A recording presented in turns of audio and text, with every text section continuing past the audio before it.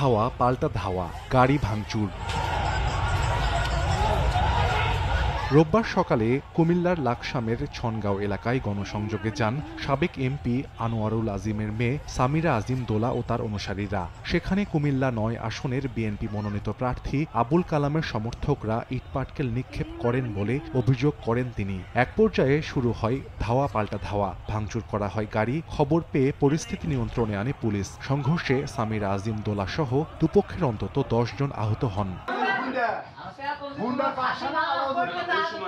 রাজশাহী ৪ আসনে বিএনপির মনোনয়ন প্রত্যাশী যুবদল নেতা রেজাউল করিম টুটুলের শ্বশুরবাড়িতে বোমা হামলা হয়েছে। শনিবার রাতে বাগমারা উপজেলার গোবিন্দপাড়া ইউনিয়নের শান্তিপাড়া গ্রামে বাড়ির মূল ফটকের পাশে হঠাৎ বোমা বিস্ফোরণ হয়। এতে ছড়িয়ে পড়ে আতঙ্ক।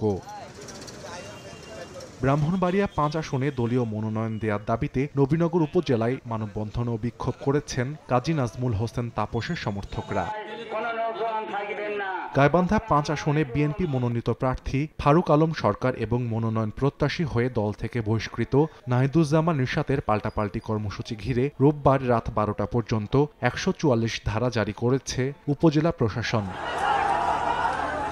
ফরিদপুরের বোয়ালমারীতে শুক্রবার সংঘর্ষে জড়ায় বিএনপির দুপক্ষ। এ ঘটনায় থানায় পাল্টাপাল্টি মামলা হয়েছে। দুটি মামলায় ১২৬ জনের নাম উল্লেখ সহ ৮৭৬ জনকে আসামি করা হয়েছে। সাহাল আব্দুল্লাহ আলভি, সময় সংবাদ।